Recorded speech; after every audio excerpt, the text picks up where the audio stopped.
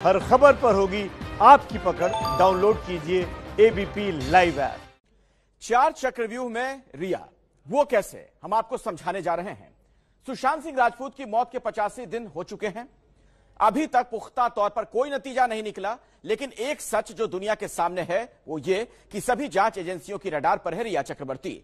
रिया अभी 4 जांच एजेंसियों के चक्रव्यूह में फंसी हैं। वो आप समझिए कैसे और क्यों आखिर हम कह रहे हैं। सबसे पहले मुंबई पुलिस, फिर सीन में आया ईडी, उसके बाद आई सीबीआई की बारी और आखिर में एनसीबी की एंट्री हुई। देखिए ये चक्रव्यूह आप देख रहे हैं चारों तरफ घूमते हुए। अब देख लीजिए इन एजेंसियों ने रिया से अब तक कितने घंटे की पूछताछ की है। हम आपको विस्तार से सारी जानकारी देने जा रहे हैं। ये देखिए, मुंबई पुलिस रिया से 11 घंटे की पूछताछ कर चुकी है, ईडी 17 घंटे की पूछताछ कर चुकी है, सीबीआई कुल मिलाकर 35 घंटे की पूछताछ कर चुकी है। एनसीबी ने आज 6 घंटे की पूछताछ की।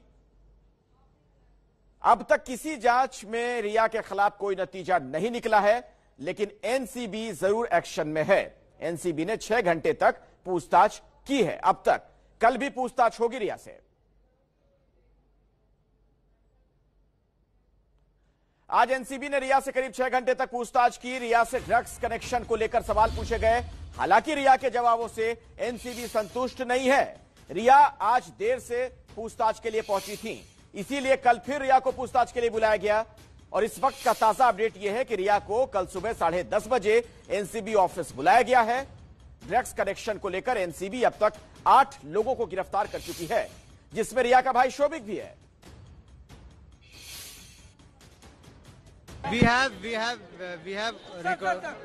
We are recording the statement, and due to the late arrival, the investigation couldn't be completed today. So the investigation will be continued tomorrow. She has been issued summon under 67 to appear before us tomorrow also. The investigation will continue. और ये 4 चक्रव्यूह जो हम आपसे कह रहे हैं ना, इन चारों चक्रव्यूह पर विस्तार से जानकारी देने के लिए हमारे साथ 4 रिपोर्टर भी हैं। गणेश ठाकुर हमारे साथ मुंबई से जुड़ रहे हैं। मुंबई पुलिस के बारे में जानकारी वो देंगे, इस जांच के बारे में।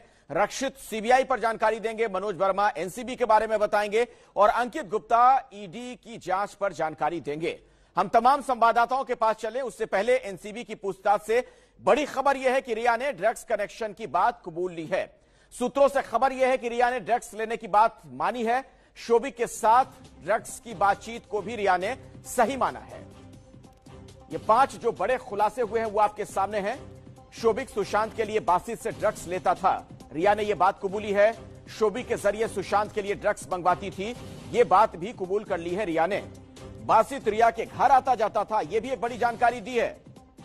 रिया शोभिक जैद से संपर्क में भी थे, यह भी रिया ने कबूल कर लिया है। और 15 मार्च की चैट की बात भी उन्होंने मान ली है। ये 5 बड़े खुलासे रिया ने जो एनसीबी के सामने बातें मानी हैं।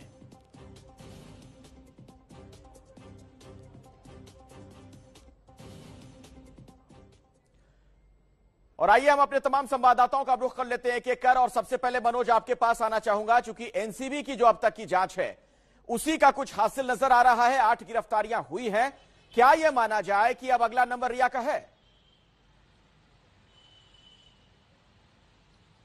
जी बिल्कुल, देखिए अखिलेश, ये कहना गलत नहीं होगा कि अगला नंबर रिया का जरूर हो सकता है। एनसीबी की जो टीम है वो पुख्ता सबूत इकट्ठा कर रही है रिया के खिलाफ। जिस तरीके से जो टेक्निकल एविडेंस है वो शोभिक के खिलाफ इकट्ठे हो चुके हैं, वो मिरांडा के खिलाफ इकट्ठे हो चुके हैं, दीपेश सावंत के खिलाफ इकट्ठे हो चुके हैं। अब जो एनसीबी की टीम है वो रिया चक्रवर्ती के खिलाफ टेक्निकल एविडेंस इकट्ठे करने की कोशिश कर रही है। और कल की जो पूछताछ होगी वो बेहद अहम पूछताछ होगी, क्योंकि दोनों भाई बहन को आमने सामने बैठाकर पूछताछ होगी। जिस तरीके से शोभिक ने अपने कबूलनामे में ये बताया है कि रिया उससे ड्रग्स मंगवाती थी, वो ड्रग्स सुशांत के पैसों से आता था और सुशांत को वो ड्रग्स दिया जाता था। तो अब जब कल रिया को शोभिक के सामने बैठाकर पूछताछ की जाएगी तो तमाम और खुलासे इस मामले में होंगे। आज रिया को सारी चैट दिखा करके जब पूछताछ की गई तो रिया ने वो बात कबूल की है कि वो जो चैट थी वो शोभिक के साथ कर रही थी और सारी चैट ड्रग्स को लेकर के थी। कल का दिन बेहद महत्वपूर्ण होगा और ये देखना होगा कि आखिरकार कल जब सवाल करेगी एनसीबी की टीम तो क्या खुलासे। लेकिन एक पेच भी है। हम गणेश ठाकुर का अब हम लोग रुख करना चाहेंगे। और गणेश जरा देखिए, आप लगातार इस मामले की तहकीकात से भी जुड़े हुए हैं, पल पल की खबर दर्शकों तक पहुंचा रहे हैं। ये बताइए एनसीबी वाले मामले में अगर हम देखें तो अभी तक किसी चीज की बरामदगी नहीं हुई है। क्या इसके बावजूद आपको लग रहा है कि पूरे अंजाम तक इस मामले को पहुंचाया जा सकेगा? जिन लोगों की गिरफ्तारी हुई है उन्हें आगे उनके खिलाफ भी कार्रवाई हो पाएगी, रिया के खिलाफ भी कार्रवाई हो पाएगी, और अदालत में क्या यह मामला ठहरेगा बिना बरामदगी के? जी देखिए, और इस से स्ट्रैटेजिकली एनसीबी ने अपनी जांच आगे बढ़ाई है। कंजम्पशन और पोजेशन अगर नहीं होता है तो एनडीपीएस एक्ट में गुनाह साबित करने में बहुत दिक्कत आती है। इस वजह से पहले पेडलर्स को पकड़ा, इलेक्ट्रॉनिक एविडेंस जो ईडी ने रिट्रीव किया वो मिला, और उसके बाद इन सभी आरोपियों के बयान हैं। आरोपियों के बयान एडमिसिबल होते नहीं है, लेकिन फिर भी 164 करके दीपेश सावंत को अप्रूवर बनाने की कोशिश में एनसीबी है, ताकि इन सभी के खिलाफ अदालत में एक पुख्ता केस, एक मजबूत केस पेश किया जाए। अब जो व्हाट्सएप चैट है उससे ही पूरा खुलासा होता है, और जो पेडलर्स का जिक्र इसमें हो रहा है उनको ढूंढा जा रहा है। अभी भी 8 से 10 लोग ऐसे हैं जो एनसीबी के रडार में हो, जिनकी गिरफ्तारी इस मामले में हो सकती है, जो ड्रग्स देने में, प्रोक्योर करने में और इन तक पहुंचाने में शामिल थे। सुशांत के साथ काम करने वाले कुछ लोग हैं, जिनमें अब्बास एक नाम सामने आ रहा है, सैमुअल हॉकिब एक नाम सामने आ रहा है, विशाल जवीरी एक नाम सामने आ रहा है, और 2-3 नाम ऐसे हैं जो सुशांत के साथ थे, ड्रग्स लेते थे, और सुशांत के घर पे और लोनावला में जो पार्टियां होती थी उसमें भी उसका सेवन होता था। तो उनमें से भी कुछ लोग इस जांच का हिस्सा बनेंगे। इनके खिलाफ सबूत इकट्ठा, इनके बयान लिए जाएंगे, और इन्हीं बयानों के आधार पर एक मजबूत केस करने की कोशिश रिया के खिलाफ हो रही है। रिया भी अब मान चुकी है कि कोऑर्डिनेशन वो कर रही थी। जैद और बासित सुशांत तक भी मिले थे शोविक और रिया के जरिए। तो ये तमाम सबूत जो है अदालत में इनका इस पूरे गिरोह से कहें या ड्रग्स लेने में शामिल होने की बात साबित करती है।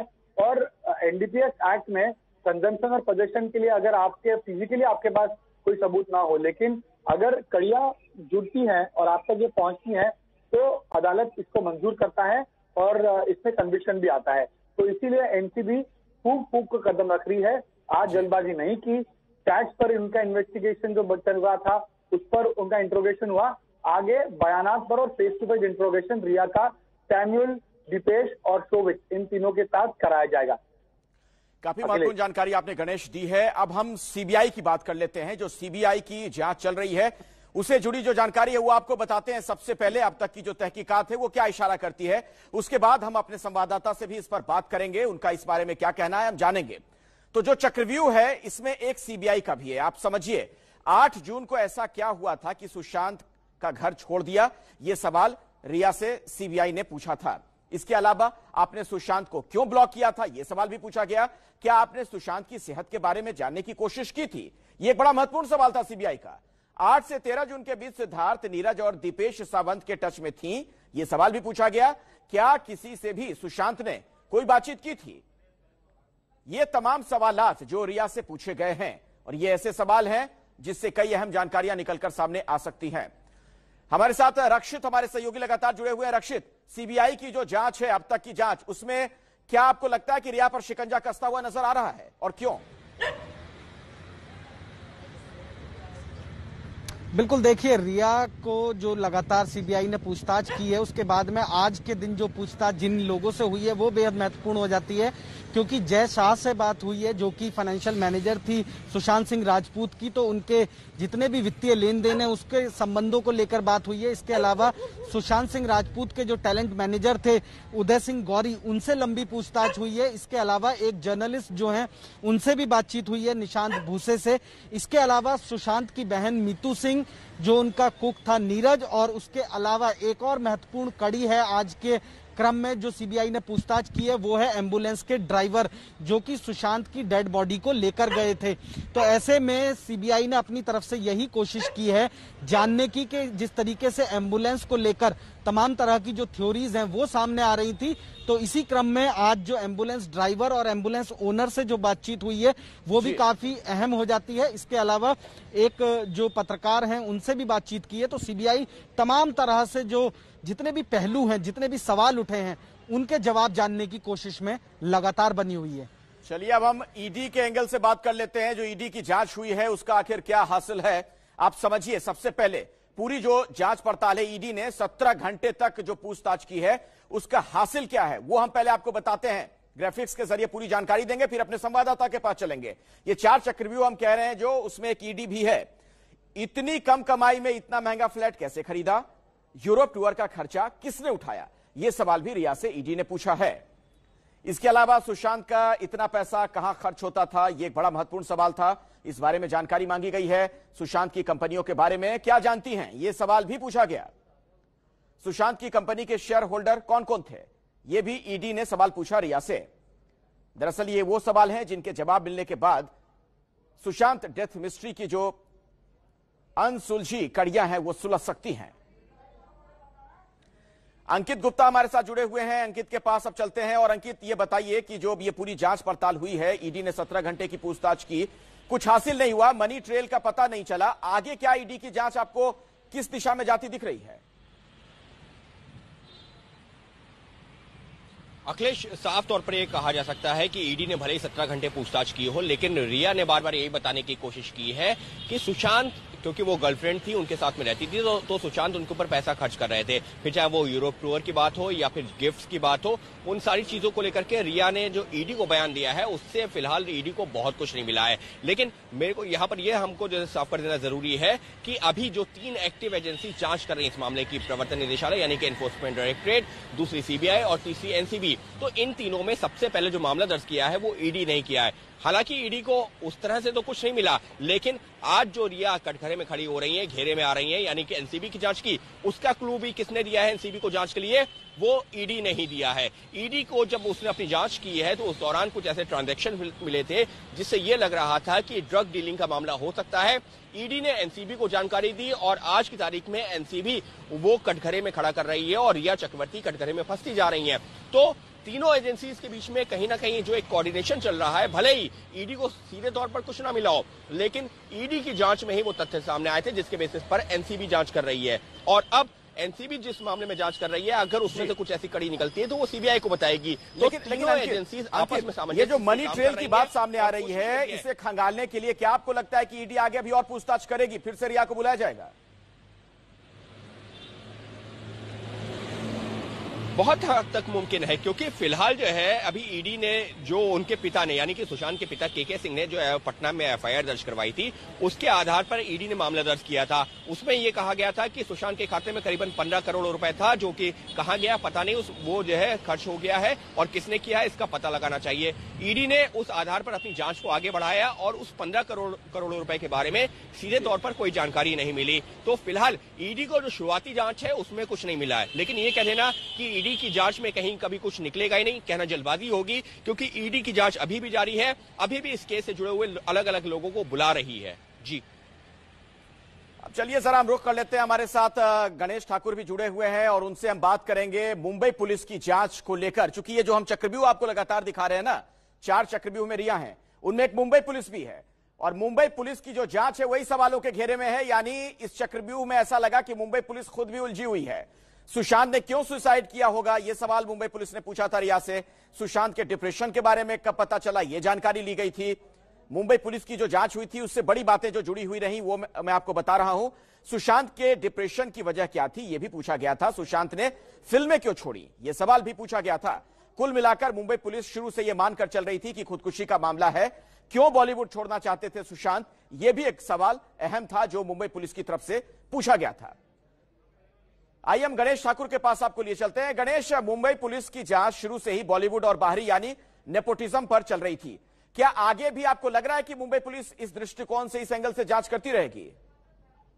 जी देखिए, अभी भी जो एडीआर केस रजिस्टर किए जिसका इंक्वेस्ट के अंडर इंक्वायरी चल रही है, वो अभी भी इंक्वायरी क्लोज नहीं हुई, क्योंकि सुप्रीम कोर्ट ने मुंबई पुलिस से इंक्वायरी क्लोज करने के लिए कहा नहीं। जो भी मामले दर्ज होंगे वो पूरी तरह से सीबीआई जांच करेगी, ऐसा था। तो ये मामला नहीं है, इंक्वायरी है, इंक्वायरी आगे जारी रखेगी, लेकिन फिलहाल इंक्वायरी हो नहीं रही है।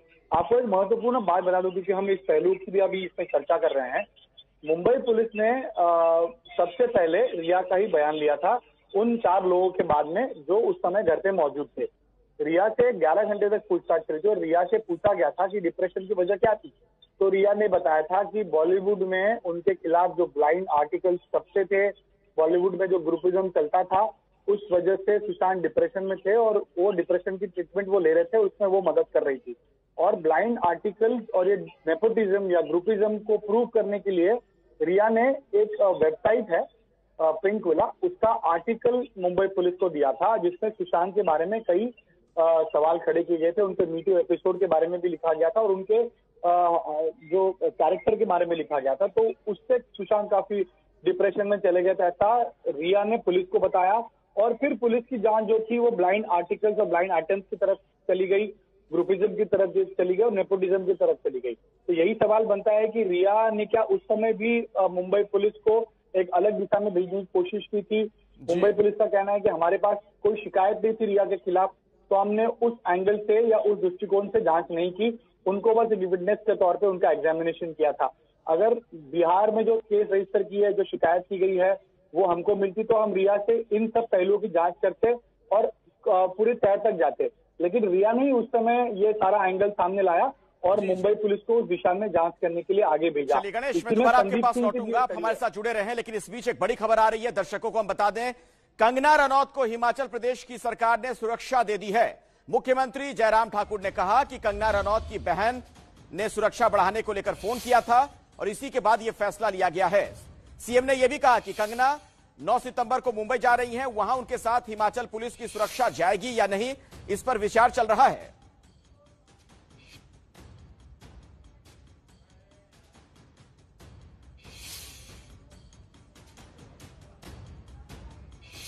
बात हुई है और उनके पिताजी ने पुलिस को लिख करके दिया है सुरक्षा के लिए। तो सुरक्षा के लिए मैंने डीजीपी को कह दिया है, स्टेट के अंदर भी। और अभी फिलहाल वो जहां मुंबई जाने का कार्यक्रम उनका 9 तारीख का है, तो उस वक्त भी हिमाचल प्रदेश की ओर से सुरक्षा की दृष्टि से जो है वो उस पर विचार चल रहा है। हमारी एक जिम्मेदारी बनती है, क्योंकि वो हिमाचल से हैं, हिमाचल की बेटी है, सेलिब्रिटी है। अपनी सुरक्षा के लिए उनने पुलिस विभाग से मदद मांगी है, सरकार से मदद मांगी, वो मदद हम देंगे। और जिस तरीके से आर पार के मूड में कंगना नजर आ रही हैं, जाहिर तौर पर यह बड़ा सवाल खड़ा हो गया है कि 9 तारीख को क्या होगा जब वो मुंबई पहुंचेंगी, जिस तरह की बात उन्होंने कही है। आइए हम आपको गणेश ठाकुर के पास लिए चलते हैं। हमारे सहयोगी हमारे साथ लगातार जुड़े हुए हैं मुंबई से।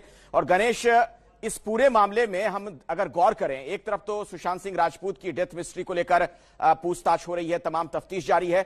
दूसरी तरफ ऐसा लग रहा है कि राजनीति भी जमकर हो रही है। और कंगना जिस तरीके से आर पार की मूड में, आपको क्या लग रहा है कि क्या हो सकता है 9 तारीख को मुंबई में? जी देखिए, शिवसेना ने एग्रेशन दिखाया है और आक्रामक तेवर दिखाते हुए शिवसेना की महिला इकाई जो है वो कंगना का विरोध करने की पूरी तैयारी में है। मुंबई पुलिस से हमने पूछा था कि क्योंकि कुछ लोगों ने शिकायत की थी कि कंगना रनौत के खिलाफ जो उन्होंने मुंबई की तुलना पाकिस्तान ऑक्यूपाइड कश्मीर से की थी, तो उस लिए देशद्रोह का मामला उनके खिलाफ दर्ज किया जाए। लेकिन मुंबई पुलिस ने अभी उस पर कोई विचार नहीं किया है। हालांकि कुछ लोग इनके खिलाफ गए हैं।